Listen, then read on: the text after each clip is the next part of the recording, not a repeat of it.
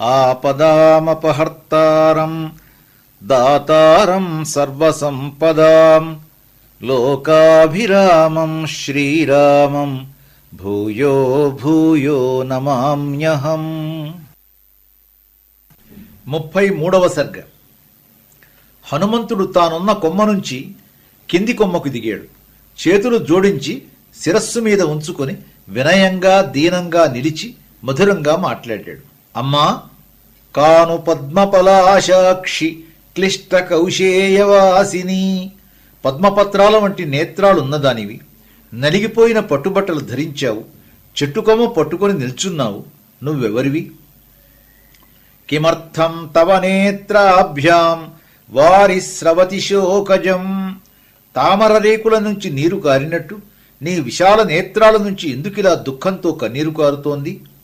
నువ్వు సురభామినివా, అసురకాంతవా, గంధర్వకన్యవా, నాగ యక్ష కిన్నర జాతులకు చెందిన యువతివా, రుద్రగణాలకు చెందిన దానివా, మరుద్గణాలకు చెందిన దానివా, వసుగణాలకు చెందిన దానివా?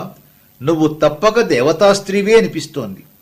నువ్వు స్వర్గం నుంచి జారి భూమిపై పడి చంద్రుడికి దూరమైన రోహిణివా? నీకు వచ్చిన కోపం ఆపుకోలేకనో నీ అజ్ఞానం వలనో వశిష్ఠ మహర్షికి కోపం తిప్పించి ఆయనకు దూరమై ఇక్కడికి వచ్చిన ఋషిభార్య అరుంధతివా? మరణించిన బంధువులనెవరినో తలుచుకొని దుఃఖిస్తున్నట్టున్నావు. అలా మరణించిన వారెవరు?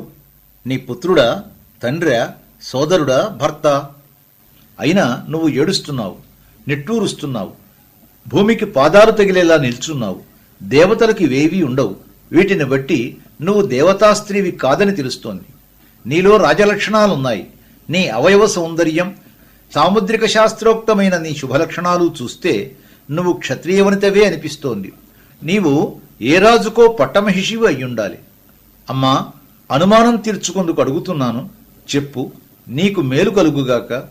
జనస్థానంలో రావణుడు అపహరించి తెచ్చిన సీత నువ్వేనా? మానవులకు దుర్లభమైన నీ అందం, తపస్సును సూచించే నీ వేషం, నీలో గూడుకట్టుకున్న దైన్యం చూస్తే నువ్వు రాముడి భార్యవే అనిపిస్తోంది. రాముడిని కీర్తించినందుకు సీత సంతోషించింది. ఉవాచ వాక్యం వైదేహి హనుమంతం ద్రుమాశ్రితం. చెట్టు మీదున్న హనుమంతుడితో ఇలా చెప్పింది. దశరథ మహారాజు భూమండలంలో ఉన్న రాజులందరిలోనూ శ్రేష్ఠుడు, గొప్ప వివేకవంతుడు. నేను ఆయన కోడల్ని, విదేహదేశ ప్రభువు మహాత్ముడు అయిన జనక మహారాజు కూతురుని, ధీమంతుడైన రాముని భార్యను. నా పేరు సీత. వివాహానంతరం 12 సంవత్సరాలు అత్తవారింట్లో అయోధ్యలో మానవులకు లభించే భోగాలన్నీ అనుభవించాను. 13వ సంవత్సరంలో దశరథ మహారాజు ఇక్ష్వాకు వంశానికి గురువైన వశిష్ఠుల వారితో సంప్రదించి రాముడికి పట్టాభిషేకం చెయ్యాలని సంకల్పించారు. ఆ సమయంలో కైకేయి అనే రాణి, నువ్వు రాముడికి పట్టాభిషేకం చేస్తే న పిబేయం నఖాదేయం, తిండి తినను, పచ్చి గంగ కూడా ముట్టను, ప్రాణాలు వదిలేస్తాను. నువ్వు నాకిచ్చిన మాట నిలబెట్టుకోవాలంటే రాముణ్ణి అరణ్యాలకు పంపు అని మంకుపట్టు పట్టింది. సత్యవాక్పాలన నియమం గల మహారాజు రాణికిచ్చిన మాట నిలబెట్టుకుందుకు రాముడికిస్తానన్న రాజ్యాన్ని వెనక్కు తీసుకున్నాడు. రాజ్యాభిషేకం కంటే పితృవాక్యపాలనే రాముడికిష్టం. ఆయన మనసా పూర్వమాసాద్య వాచా ప్రతిగృహీతవాన్. ముందు మనస్సులో భావించాడు, తరువాత మనస్సులో ఉన్నమాట పైకి చెప్పాడు. రాముడు గనక అలా చేశాడు. ఇతరులైతే ముందు అంగీకరించినట్లు మాట్లాడి తరువాత మనస్సులో దుఃఖిస్తారు. ఆ వెనుక తండ్రిని తప్పు పడతారు. రాముడు ఎటువంటి వాడంటే, దద్యాన్ న ప్రతిగృహ్ణీయాత్ న బ్రూయాత్ కించిదప్రియం అపి జీవిత హేతోర్వా రామ సత్యపరాక్రమ. ఆయన సత్యపరాక్రముడు. ఎవరికైనా దానం చేస్తాడు. ఇతరుల నుంచి ఏమీ ప్రతిగ్రహించడు, అంటే ఆశించడు. ప్రాణాపాయం వచ్చినా ఎవరి గురించి అప్రియం మాట్లాడాడు.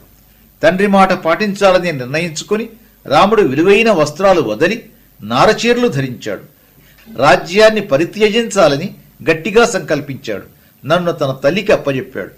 రాముడు లేకుండా స్వర్గలోకవాసం కూడా అక్కర్లేనిదానను కనుక నేను రాముడితో వనవాసం చేయాలని నిశ్చయించుకొని అతనికంటే ముందే వనవాసానికి బయలుదేరాను. లక్ష్మణుడు కూడా అన్నగారిని అనుసరించాలని నిర్ణయించుకుని నారచీరలు ధరించి నాకంటే ముందే వనవాసానికి సిద్ధమయ్యాడు.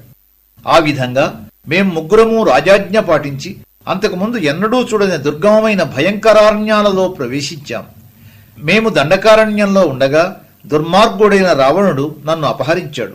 ఆ రాక్షసుడు 2 మాసౌ తేన మే కాలో జీవితానుగ్రహ కృతః, నాకు ఇంకొక 2 మాసాలు మాత్రమే జీవితాన్ని అనుగ్రహించాడు. 2 మాసాల తరువాత ప్రాణం వదిలేస్తాను. స్వస్తి.